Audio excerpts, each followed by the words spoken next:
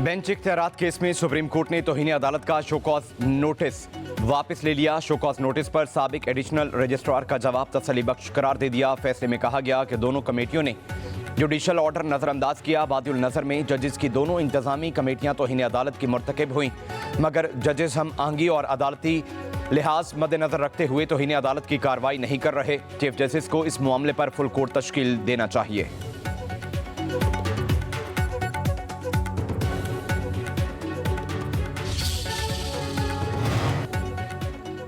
Additional registrar ने तौहीन अदालत कार्रवाई के खिलाफ इंट्रा कोर्ट अपील वापस लेने की इस्तदा कर दी। जस्टिस जमाल मंदुखेल ने कहा, आप अपना दावा वापस ले सकते हैं, दरख्वास्त नहीं। दरख्वास्त अब हमारे सामने लग चुकी है। जस्टिस अतर मिनुल्लाह ने कहा कि क्या तौहीन अदालत कार्रवाई खत्म होने का ऑर्डर आ चुका है। जस्टिस जमाल मंदुखेल ने कहा, 2 रुकनी बेंच ने तो चीफ जस्टिस को भी तौहीन अदालत का मुर्तकिब करार दिया। क्या तौहीन अदालत का मुल्जिम अब फुल कोर्ट बनाएगा? क्या तौहीन अदालत करने वाले फुल कोर्ट में बैठकर अपना केस सुनेंगे? दौरान समाअत जस्टिस शाहिद वहीद और जस्टिस मोहम्मद अली मजहर में तल्ख जुमलों का तबादला हुआ। जस्टिस मोहम्मद अली मजहर ने कहा, शफाफ ट्रायल का हक सबको है, लेकिन शायद जजेस को नहीं। जस्टिस शाहिद वहीद बोले, जिस अदालती हुक्म पर तबसरा हो रहा है वो तो किसी ने चैलेंज ही नहीं किया। जस्टिस मोहम्मद अली मजहर ने कहा कि क्या अब हम इंट्रा कोर्ट अपीलें दायर करेंगे? जस्टिस मंदुखेल ने साथी जजेस से दरख्वास्त की कि आपस में एक दूसरे को जवाब ना दें। जस्टिस मुसर्रत अली ने कहा कि खुदा नख्वास्ता हम केस सुनकर तो तौहीन अदालत नहीं कर रहे।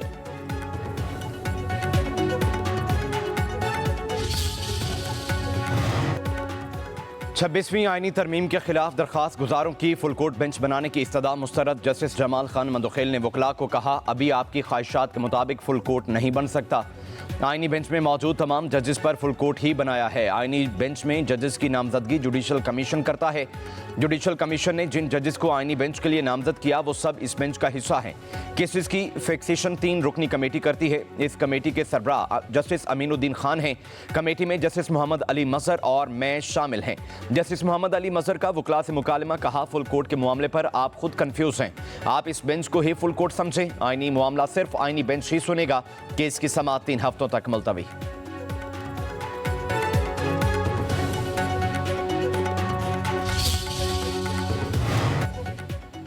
190 मिलियन पाउंड रेफरेंस में बानी पीटीआर बशा बीबी की सजा के खिलाफ अपीलें दायर कर दी गई। मौक़िफ़ इख्तियार किया गया कि नैब ने बदनीयती से इख्तियारात का गलत इस्तेमाल किया।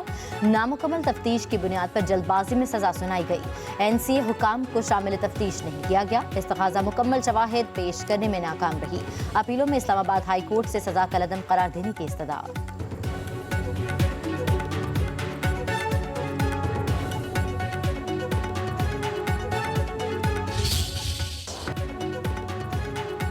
पीटीआई वकला ने बानी पीटीआई बशा बीबी के खिलाफ इद्दत केस में जस्टिस आजम खान के केस सुनने पर एतराज़ आयद कर दिया। वकील शुएब शाहीन ने कहा कि आप पहले अपना माइंड डिस्क्लोज कर चुके, केस दूसरे बेंच मुंतकिल कर दिया जाए। जस्टिस आजम खान ने बानी पीटीआई के वकला का एतराज़ मंजूर कर लिया। कहा, हमने एक ऑर्डर के खिलाफ नजरसानी दरख्वास्त सुनी थी। हम नया बेंच तश्कील देने के लिए फाइल चीफ जस्टिस को भेज देते हैं। इद्दत केस में नया बेंच तश्कील देने के लिए केस की file chief justice Aamir Farooq को भिजवा दी गई।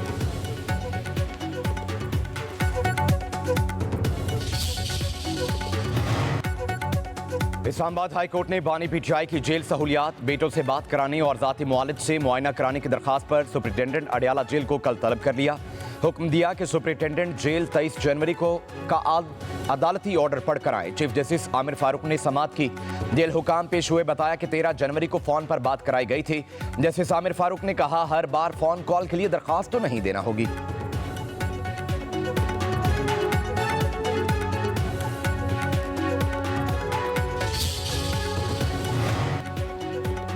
अपोजिशन लीडर कौमी असम्बली उमर अयूब को 25 जनवरी तक राहदारी जमानत मिल गई। पेशावर हाई कोर्ट में चीफ जस्टिस इश्तियाक इब्राहिम ने जमानत की दरख्वास्त पर समाअत की। उमर अयूब पेश हुए। कहा, बहुत से केसेस के ट्रायल चल रहे हैं, पूरा हफ्ता अदालतों में पेश होना है।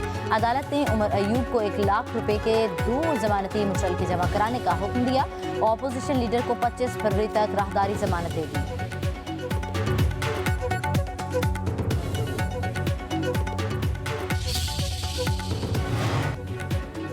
हुकूमती और पीटीआई मुज़ाकराती कमेटी का चौथा दौर कल होगा। हुकूमती मुज़ाकराती कमेटी पीटीआई के मुतालिबात का तहरीरी जवाब देगी। तहरीक इंसाफ ने मुज़ाकरात के चौथे दौर का बाइकआउट कर रखा है। पीटीआई की अदम शिरकत पर हुकूमती कमेटी तहरीरी जवाब स्पीकर को जमा करा देगी।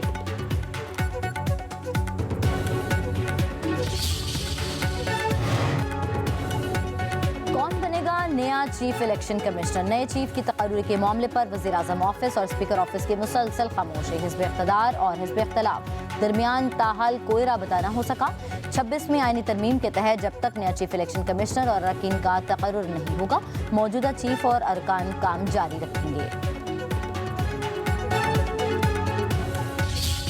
जो लोग ये बात करते हैं वो कहते हैं बिल्ली के ख्वाब में छिचड़े। मुत्तहिदा है पाकिस्तान तहरीक इंसाफ इंशाअल्लाह। अली अमीन खान गंडापुर साहब एक बहादुर शख्स हैं, वो डिसीजन मेकर हैं, पार्टी उनके साथ खड़ी है। वर्कलोड इस वक्त इतना ज्यादा है, शदीद है। हमारे सूबाई सदर जनाब जुनैद खान साहब वो एक ग्रास रूट वर्कर है, वो इमरान खान साहब के दरीना साथी हैं। हम लोग उनको पूरी सपोर्ट करते हैं।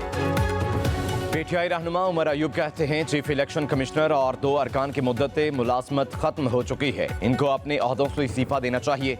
स्पीकर कौमी असम्बली और सेनेट चेयरमैन को हमने खत लिखे लेकिन अभी तक कोई जवाब नहीं आया। हो सकता है वज़ीर आज़म शहबाज शरीफ किसी से इजाज़त ले रहे हों। इस हुकूमत की हालत यह है कि बानी पीटीआई से मुलाकात का वादा करके मुलाकात नहीं कराई। साहबजादा हामिद रजा को गिरफ्तार करने की कोशिश की और कमीशन न बनाने पर हमने मुज़ाकरात खत्म किए। स्पीकर कौमी असम्बली ने 28 जनवरी को मुज़ाकराती कमेटियों का इजलास बुलाया है, पीटीआई उसमें शिरकत नहीं करेगी।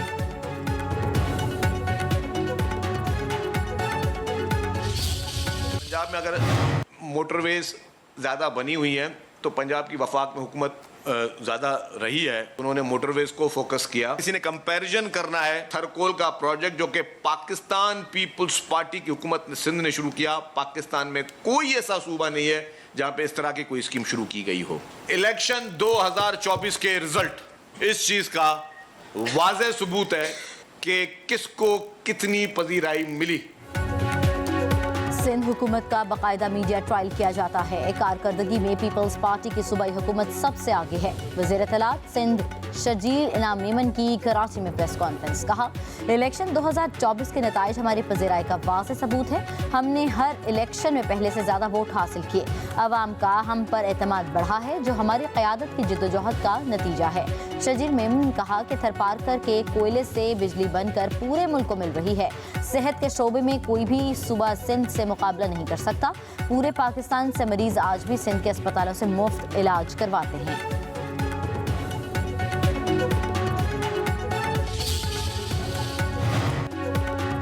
कानून की हुक्मरानी के बगैर कोई भी रियासत आगे नहीं बढ़ सकती। वज़ीर आला खैबर पख्तूनख्वा का मुख्तलिफ सियासी और मजहबी जमातों के कायदीन के साथ मुशावरती इजलास में खिताब। अली अमीन गंडापुर ने कहा, मुल्क में दहशतगर्दी, फिरकावारियत, लसानियत, सुबाइयत और लाकानूनियत उरूज पर है।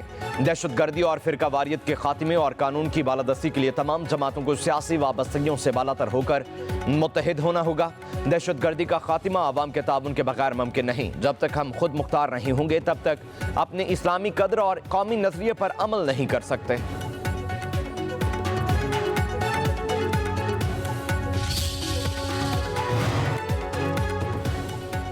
वज़ीर दाखिला मोहसिन नकवी की ह्यूस्टन में अमरीकी कांग्रेस के फाइनेंस कमेटी के अहम मेंबर अलेक्जेंडर ग्रीन से मुलाकात। बाहमी दिलचस्पी के अमूर पाक अमरीका ताल्लुकात के फ़रोग के हवाले से तबादला ख्याल। मोहसिन नकवी ने कहा कि पाकिस्तान और अमरीका के दरमियान ताल्लुकात में गर्मजोशी आ रही है। आने वाले दिनों में पाक अमरीका ताल्लुकात मजीद मुस्तहकम होंगे। अलेक्जेंडर ग्रीन बोले, ज़लज़ले और सैलाब में आवाम से यकजहती और मदद के लिए 4 बार पाकिस्तान आ चुका हूँ। जल्द पाकिस्तान का फिर दौरा करूँगा। वज़ीर आज़म शहबाज शरीफ की ज़ेर सदारत पाकिस्तान रेलवेज़ के हवाले से इजलास।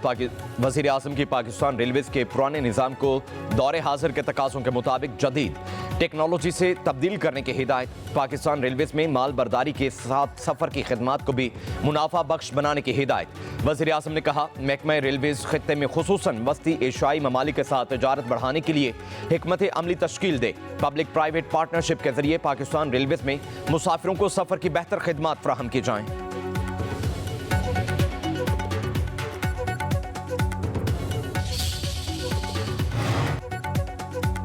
स्टेट बैंक की मॉनेटरी पॉलिसी कमेटी का इजलास आज होगा। नई शरह सूद का तयन किया जाएगा। शरह सूद में मजीद 1% कमी का इम्कान।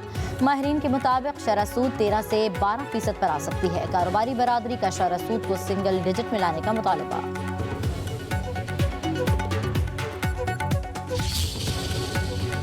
मुल्क के बेशतर इलाकों में मौसम सर्द और खुश्क रहेगा। पहाड़ी इलाकों में सुबह और रात के औकात में शदीद सर्द रहने का इम्कान। सबसे कम दर्जा हरारत कालाम में -7 डिग्री तक गिर गया। दीद में -4 और पाराचनार में -3 डिग्री सेंटीग्रेड तक रिकॉर्ड किया गया है। सदर शरीफ और मालम जबा में पारा -1 डिग्री तक पहुंच गया। इंग्लैंड और आयरलैंड में तूफान ने तबाही मचा दी। गाड़ी पर दरख्त गिरने से एक शख्स हलाक। इंग्लैंड में 10 लाख से जायद सार्फिन को बिजली की फ्राहमी मुअत्तल। 100 से जायद स्कूलों की इमारतों को नुकसान पहुंचा। सैकड़ों परवाजें मनसूख। 1.5 लाख से जायद मुसाफिर मुतासिर। बरतानिया की मरकजी शाहराहें बंद। ट्रेनों का निज़ाम भी मुतासिर।